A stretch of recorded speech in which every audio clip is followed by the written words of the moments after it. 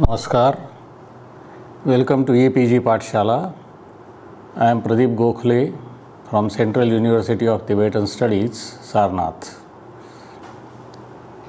The present module is entitled The Question of the Number of Steps in Pararthanumana. I have myself written this module.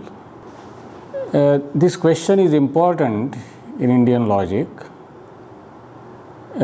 Mainly from logical point of view, because when we are dealing with Pararthanumana, we are dealing with argument proper, and therefore what should be the steps in an argument, when we generally talk about a valid argument or a sound argument, then which kinds of steps are to be permitted, how many steps are to be permitted.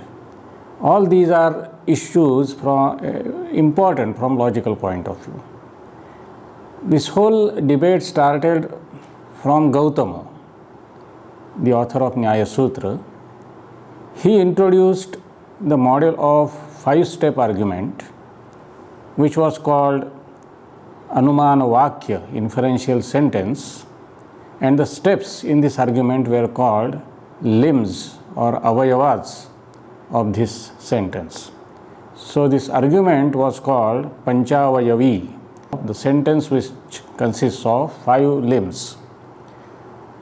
Gautama attached so much importance to this pattern of argument that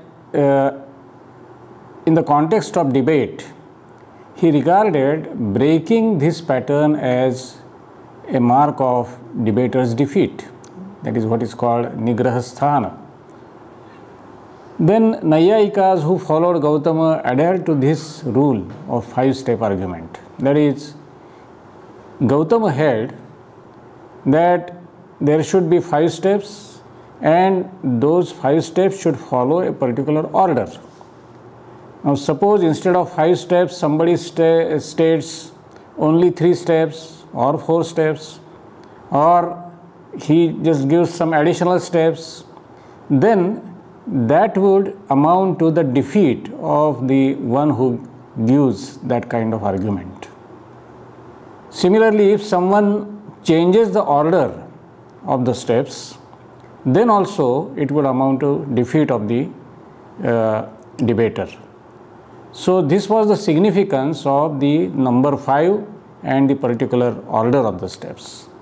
But later on we find that sanctity of this rule was questioned by logicians belonging to other schools such as Mimamsa, Vedanta, Buddhism and Jainism.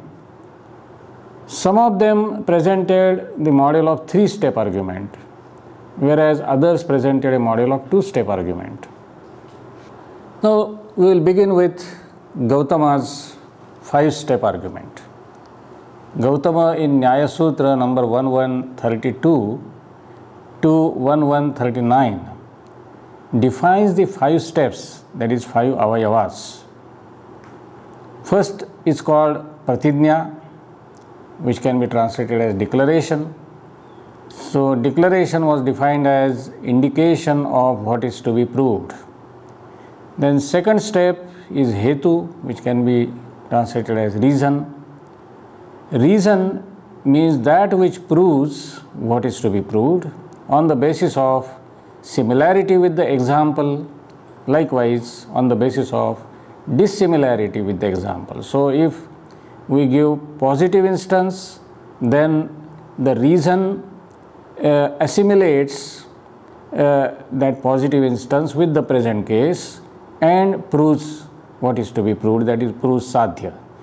Similarly, with reference to negative instance, the hetu points out the dissimilarity with the negative instance and proves the sadhya. Then third step is called udaharana, that is example. So example means the instance which is similar to what is to be proved by possessing its property, or it is the opposite kind due to contrast with what is to be proved. So in inference we will have Hetu as a kind of property and Sadhya as another kind of property, that is Hetu Dharma and Sadhya Dharma. So, in Drishtanta, Hetu Dharma and Sadhya Dharma are together. In Paksha, only Hetu Dharma is seen, and so this will be the similarity between Paksha and Drishtanta, that Hetu Dharma is common to both in the case of positive instance, and on the basis of that one argues that there will be Sadhya Dharma also. In the case of Vaidharmya Drishtanta or negative instance, in Paksha Hetu exists, but in negative instance Hetu does not exist. So, this will be the difference between negative instance and Paksha. On the basis of this difference, one argues that there will be difference with reference to Sadhya Dharma also. That is, in negative instance Sadhya Dharma does not exist. So, as a point of contrast, in Paksha Sadhya Dharma should exist. Then the next step is Upanaya, that is application. So, application means summing up what is to be proved as it is like that or it is unlike that. So, after giving the instance, one points out that Paksha is like positive instance or Paksha is unlike positive instance, and then the last step is Nigamana or conclusion, where there is reiteration of the declaration on the ground of reason. The above definitions of 5 steps of 5-step argument clearly indicate that the nature of inferential statement Gautama was advocating was analogical reasoning based on positive analogy and negative analogy. So, argument from positive analogy, just to cite an example, argument from positive analogy will be the hill is fiery because it is smoky, like the kitchen. The hill is like that, therefore it is fiery. This will be the argument from positive analogy. Argument from negative analogy will be Pratidnya, the hill is fiery, Hetu, because it is smoky, and Udaharana, unlike the lake, Upanaya, the hill is unlike that, and Nigamana, therefore it is fiery. Now, this is about inference as analogical reasoning. So, as I said later on, Naiyayikas accepted Vyapti statement as an inseparable part of an argument, and therefore, now they did not reject the model of Panchavayavi, which was the model of analogical reasoning. They retained it, but inserted Vyapti statement into it. So, what happens is Udaharana, which is like the kitchen or unlike lake. So, along with that, the statement of Vyapti was included.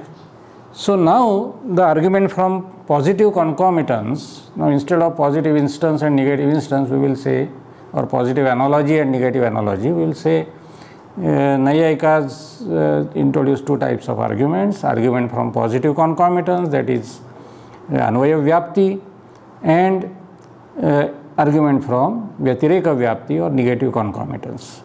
So, argument from positive concomitance will be the hill possesses fire because it possesses smoke. Then in Udaharana we will have whatever possesses smoke possesses fire, like the kitchen.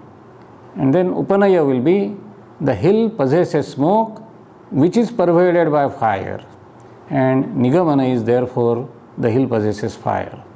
Similarly, argument from negative concomitance will be the hill possesses fire because it possesses smoke. Whatever lacks fire lacks smoke, like the lake. Upanaya will be the hill does not lack smoke which is pervaded by fire, and Nigamana will be therefore it possesses fire. We find that Naiyayikas not only presented these 5-step argument, but they also tried to give justification for that.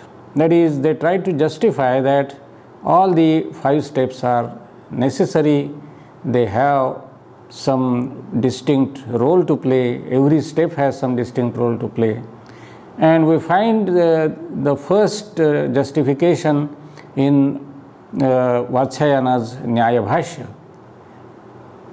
Here he defends the 5-step argument against some Naiyayikas who had proposed at that time the form of a 10-step argument. Vatsyayana argues that the additional factors such as Jidnyasa, Samshaya, then Shakya Prapti, then Prayojana and Samshaya Vyadasa, these were the additional steps suggested by some Naiyayikas, but Vatsyayana says that they are not useful for proving the conclusion, whereas the 5 steps accepted by Gautama constitute the proof of the thesis under consideration, and he gave justification in the following way. First justification was that the 4 steps represent 4 pramanas, that is Shabda, Anumana, Pratyaksha and Upamana respectively. That is Pratijna represents Shabda Pramana, Hetu represents Anumana Pramana, then Drishtanta represents Pratyaksha Pramana, and Upanaya represents Upamana Pramana, and collectively these 4 pramanas establish the conclusion, that is Nigamana. This was one justification given. Second justification was that the 5 steps lead to the conclusion in a mutually correlated way. So there is some kind of mutual expectation, mutual akanksha or expectancy among the 5 steps. This was the second justification. And third justification that Vatsyayana gave was that each step serves some special purpose, and therefore no step in the argument is without any significance, without any function, and therefore all steps are justified. So what is the purpose that each step serves? Pratijna states the relation between the property to be proved, that is Sadhya Dharma, and its property bearer, that is Paksha.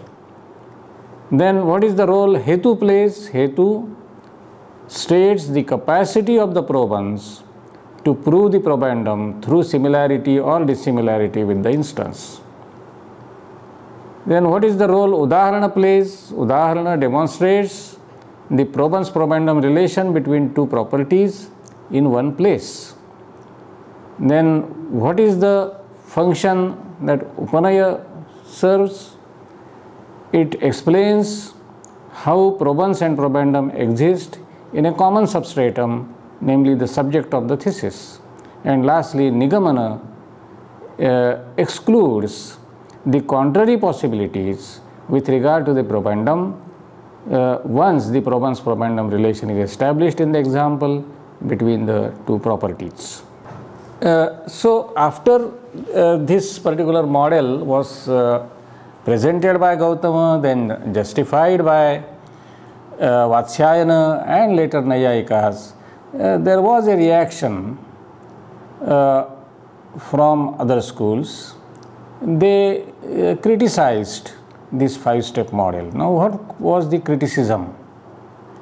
One point of criticism was that when the conclusion is already stated in the form of Pratijna, is it necessary to repeat it in the form of Nigamana? So we can get 2 forms of this inference. One could be called Pratijna oriented form, where we have Pratijna but no Nigamana, and that will be sufficient according to the critics.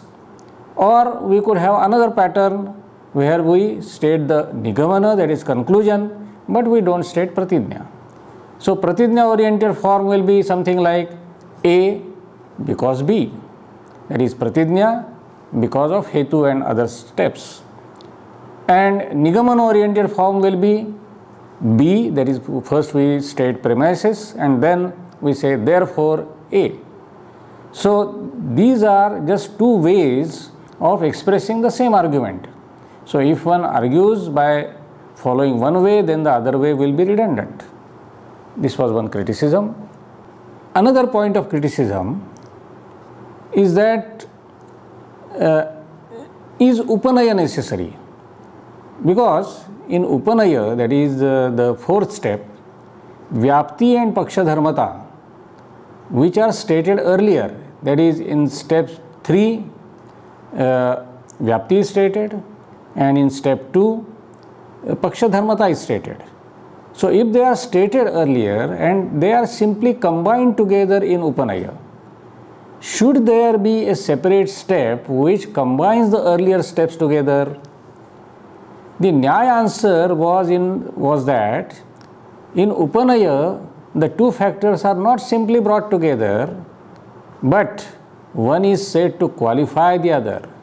In fact, it is for the same reason that Udyotakara, followed by the later Nayayikas, accepted Paramarsha as a part of the process of inference for oneself. So, Udyotakara said that after Vyapti Smarana, we should have Paramarsha, that is first Hetudhyana, then Vyapti Smarana, then Paramarsha, then Anumiti. This should be the process. So, Paramarsha is a necessary step, and this Paramarsha corresponds to what is Upanaya in Pararthanumana. But the question here would be, even if we grant that cognition like Paramarsha takes place in the process of inference for oneself, is it necessary to include a separate statement in the process of inference for others? So, as a response to this, or as a result of this dissatisfaction about the 5-step model, we find that Mimamsakas and Vedantins, they said that instead of 5 steps, 3 steps are sufficient. So we find that they presented an alternative model of 3-step argument, and later on we will also see that some of them presented even 2-step argument. So we will see now that how Mimamsakas and Vedantins presented 3-step argument, and similarly Buddhist logician Dignaga also presented the model of 3-step argument. What Mimamsakas and Vedantins said was that out of the 5 steps, you can have either the first 3 steps or the last 3 steps. So if you have first 3 steps, then you will have Pratijna based argument, and then this Pratijna based argument can be either based on positive concomitance or negative concomitance. Similarly, if you have last 3 steps, then we will have Nigamana based argument. Again, this Nigamana based argument can be based on either positive concomitance or negative concomitance. So we have 4 varieties, as we can see on the screen. Pratijna based argument from positive concomitance will be the hill possesses fire because it possesses smoke. Whatever possesses smoke possesses fire, like the kitchen. Pratijna based argument from negative concomitance will be the hill possesses fire because it possesses smoke. Whatever lacks fire, lacks smoke, like the lake. Nigamana based argument from positive concomitance will be whatever possesses smoke possesses fire, like the kitchen. The hill possesses smoke, therefore it possesses fire. And Nigamana based argument from negative concomitance will be whatever lacks fire, lacks smoke, like the lake. The hill does not lack smoke, therefore the hill does not lack fire, that means it possesses fire. Now we come to the 3-step model of Dignaga. This was of course not based just on the criticism of Nyaya 5-step argument model, but Dignaga, as we have already seen in some of the previous modules, it was based on his conception of inference, which had 3 aspects or 3 elements and accordingly 3 steps. So The Buddhist logician Dignaga also advocated the model of three-step argument, probably as a result of an independent theorization on inference. His theory of inference for oneself was based on the notion of triple character of probans, whereas his theory of inference for others focused on the notion of sadhana, that is proof, which consists of three elements: paksha, hetu and drishtanta. According to Dignaga, all the three elements had separate importance and none of them could be dispensed with. That is why he discussed the fallacies of each step separately. All the three were indispensable parts of the argument or proof which served as the inference for others. Accordingly, Dignaga prescribed three-step argument as follows. First will be paksha, which is analogous with pratijna of nyaya. There is fire on the hill. Then hetu, because there is smoke on the hill. And third element was drishtanta, namely smoke is seen in at least some cases where fire is seen, for example in the kitchen, and smoke is never seen where fire is not seen, for example in a lake. So we saw that Mimamsakas and Vedantins replaced five-step argument of Nyaya by a three-step argument, and Dignaga also introduced a three-step argument from a different perspective.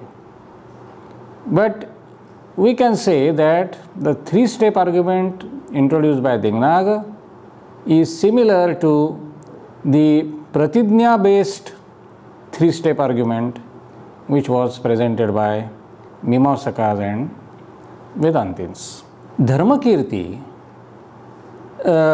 had a different type of critique of five-step argument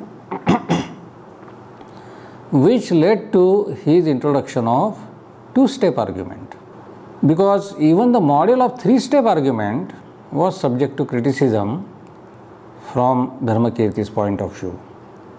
It was criticized by Buddhist logician Dharmakirti and also by Jaina logicians like Vadideva and Prabhachandra.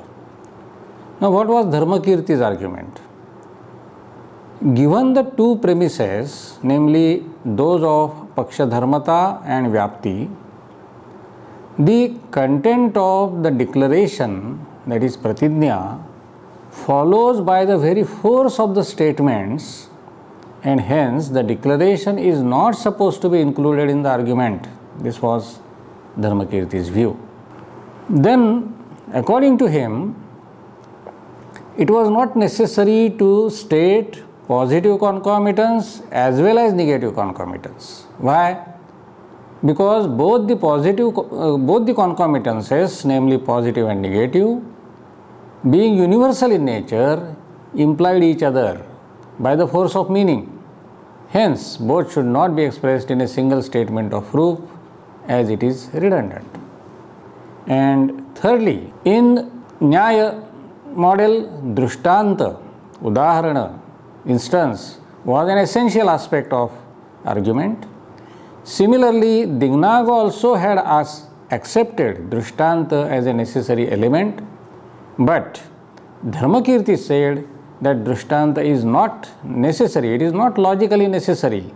If you state the vyapti which is universal, then it is not necessary to state drishtanta, because the conclusion follows from just vyapti and paksha dharmata.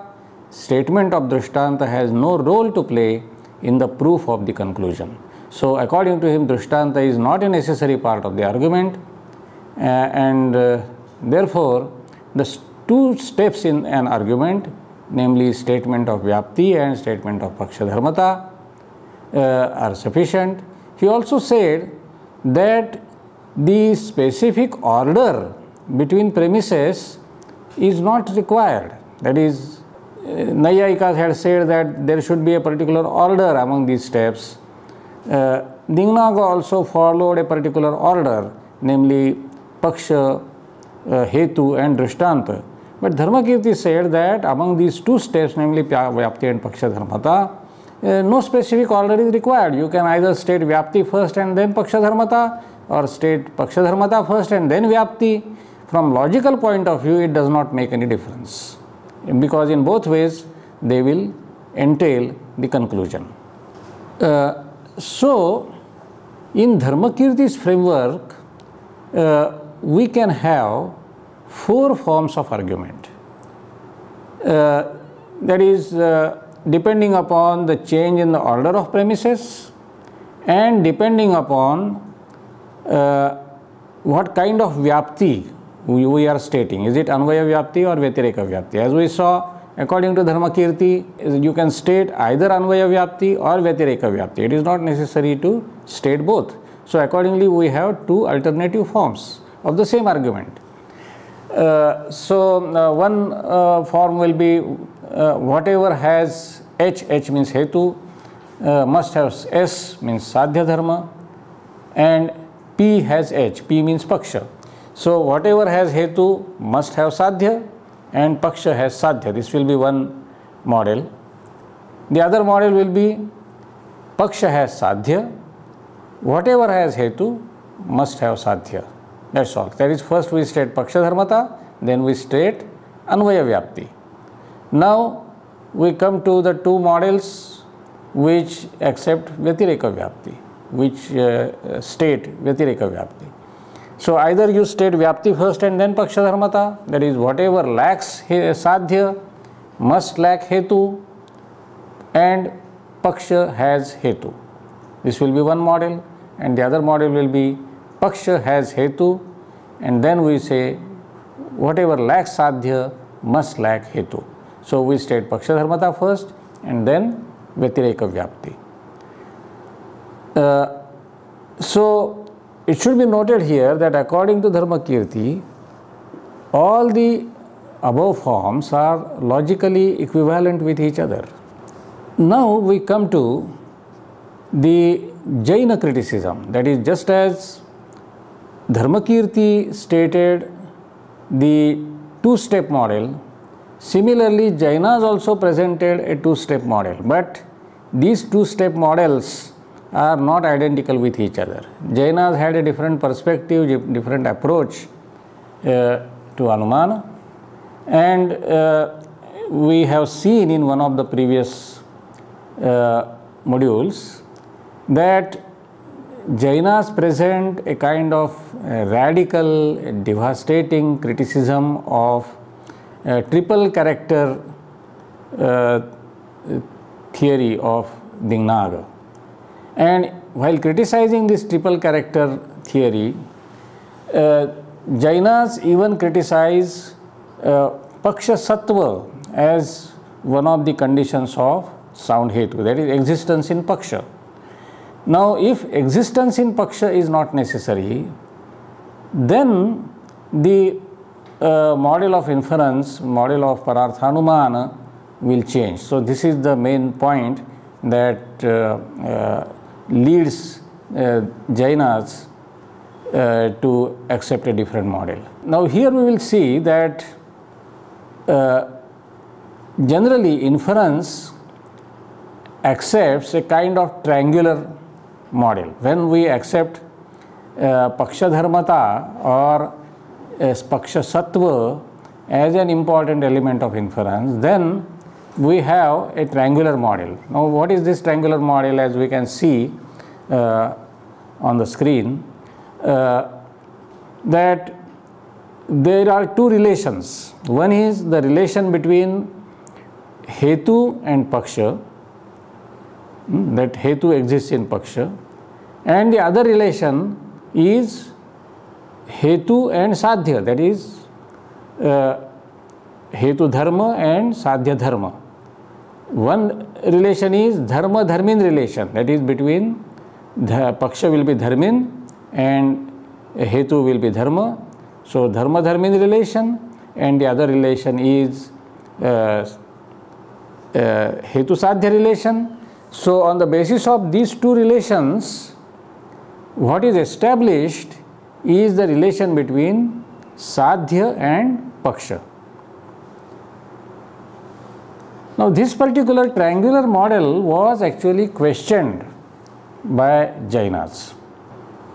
That is, on the basis of two relations, what we establish is the third relation. Jainas, through radical interrogation of the doctrine of triple character of probans, question even the Dharma-Dharmin relation 1 as the necessary prerequisite of a good inference. Thus, Dharma-Dharmin relation 1 means the relation between Hetu and Paksha. Naturally, they question the triangular structure of the inference as its basic model. In place of that, they introduce a linear model, or which can better be called an arrow model of inference, which can be depicted as follows. And you can see on the screen that here two elements. Now in this new model, there will be two steps. One will be called Hetu step and the other will be called Paksha step. So Hetu is stated and Paksha is proved. Now how is it proved? It is proved either through Tathopapatti or through Anyathanupapatti. Now what is Tathopapatti and Anyathanupapatti? Tathopapatti states that Hetu is explicable only by accepting Sadhya, and Anyathanupapatti states that Hetu cannot be explained without Sadhya. So Tathopapatti means explicability only by that, and Anyathanupapatti means non-explicability without that. So on the basis of this type of relation, this is how the Hetu Sadhya relation was understood by Jainas in the form of Tathopapatti and Anyathanupapatti. Of course, these Tathopapatti and Anyathanupapatti are like Anvaya Vyapti and Vyatireka Vyapti, two aspects of one and the same relation. So according to this model, any argument must have two elements, namely Paksha and Hetu, that is thesis and reason. The relation between them in positive terms is called Tathopapatti, and in negative terms it is called Anyathanupapatti. So to explain the inference of fire in the kitchen having seen smoke coming out of it, Jainas would present it as follows. Thesis will be, this kitchen possesses fire. But if we follow explicability format, that is Tathopapatti format, then reason will be stated as, because the fact that kitchen possesses smoke can be explained only by accepting the existence of fire there. And if we follow non-explicability format, that is Anyathanupapatti format, then reason will be stated as, because the fact that Paksha possesses smoke cannot be explained without accepting the existence of fire there.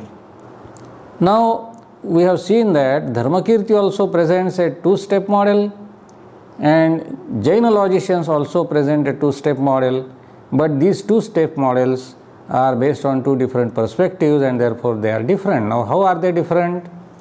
In Dharmakirti's model, Paksha Dharmata and Vyapti are the only two premises, and whereas in Jaina model actually there is only one premise, namely Hetu, and Paksha can also serve as the conclusion. Paksha is the thesis and Hetu is the premise. So there are only two steps. Then in Dharmakirti's model we find that it denies the necessity of thesis as well as conclusion. So Dharmakirti says that you need not state the thesis, that is Pratijna is not necessary, and you need not state conclusion, that is Nigamana is also not necessary. If you just state the premises, then conclusion necessarily follows, so conclusion will be redundant.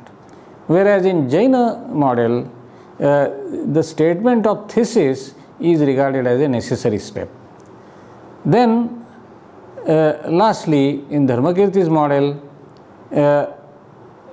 the thesis need not be stated because it is entailed by the premises, whereas Jaina logicians say that the thesis should be mentioned even if it is entailed about the sadhya, a substratum of the sadhya. That is, there can be a doubt as to what is the substratum of the sadhya. So, in order to remove the doubt, the statement of thesis is necessary according to Jainas. So, so far so good. Now, I will introduce another topic, a related topic, but I am talking about again the Jaina approach. When Jainas say that it is not necessary to talk about include Paksha Dharmata or Paksha Sattva, so what is the status of the substratum of sadhya? Now, here Jainas have some novel ideas about that.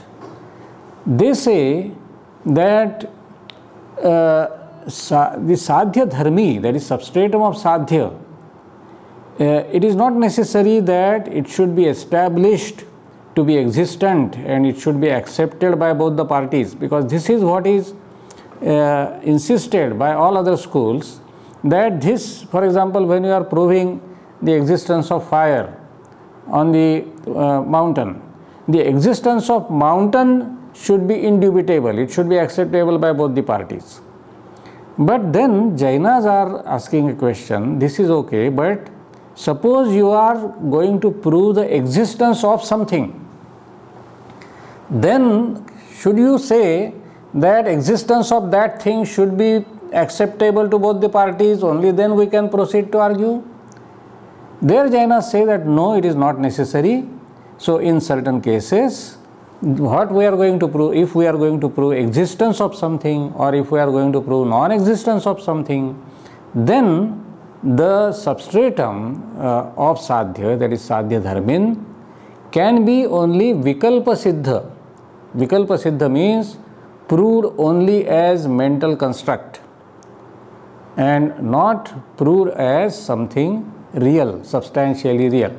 For example, suppose a theist wants to prove the existence of God.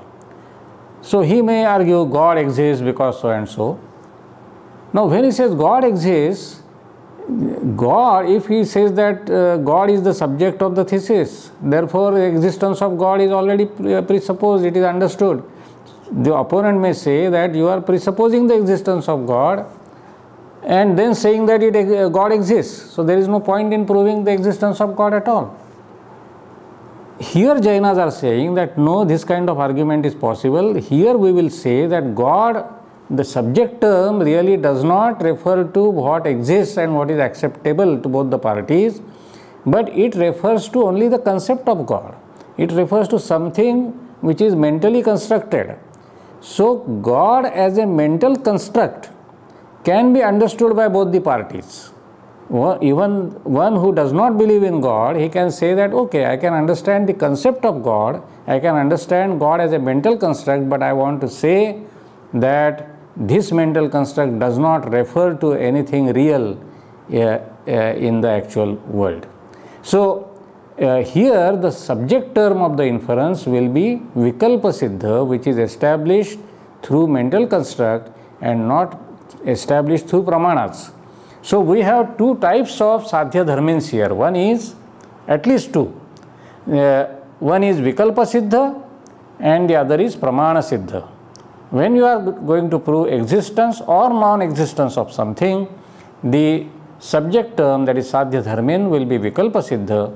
On the other hand, if we are going to prove some other property, not existence or non-existence, then we can say that the sadhya dharmin should be pramana siddha, but sadhya dharma will not be pramana siddha there, so it will be a matter of debate, matter of dispute. And thirdly, we can also talk of vikalpa pramana siddha. That is, sometimes the sadhya dharmin could be partly vikalpa siddha, partly pramana siddha. For example, suppose somebody is trying to prove that sound is impermanent.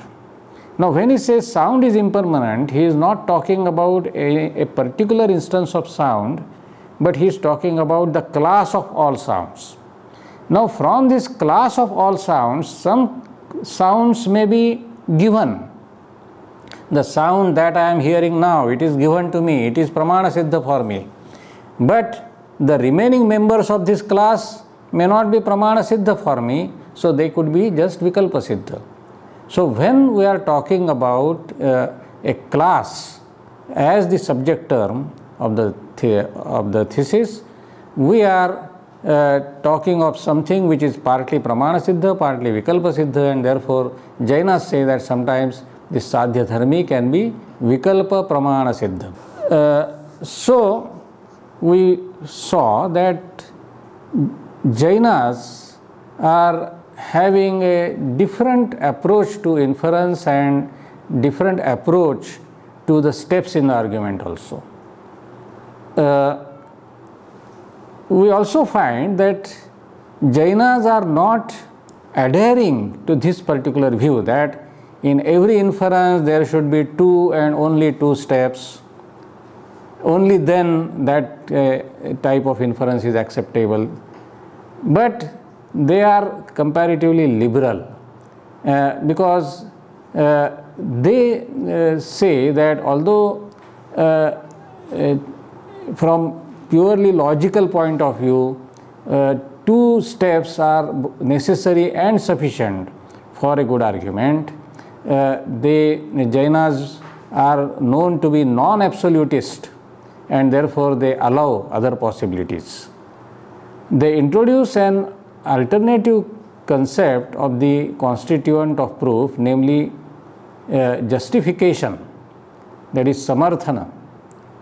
And justification means establishing invariable concomitance of hetu with sadhya by ruling out all the fallacies. So, if one presents argument as a kind of justification, then it will be comparatively elaborate. Similarly, they make a distinction between an argument made for enlightening an ignorant person and an argument made in a debate with a learned person. That is, Bala Vyutpatti and Vyutpannamati. Ignorant person, enlightening an ignorant person means Bala Vyutpatti. So, if you are arguing with an ignorant person, then it is possible that you have to give an elaborate argument. So, if you give just 2-step argument, then that may not convince the other person, that may not be intelligible to the other person because the other person is ignorant. If on the other hand the other person is knowledgeable, learned, then even 2-step argument may suffice for him. So, while arguing for enlightening an ignorant person, one can use other steps such as udaharana, upanaya, nigamana, the steps which are accepted by Nayayikas could be used. So, they are not, Jainas are not saying that these steps should not be used, but they are saying that while having a debate with a learned person, these additional steps are not necessary, so they should not be used. Only 2 steps, namely paksha and hetu, can be used there. In order to have some more details about what I have said, you can see the e-text of this particular module and also see the references which are given at the end so that you can have some more knowledge, more information about this topic. Thank you.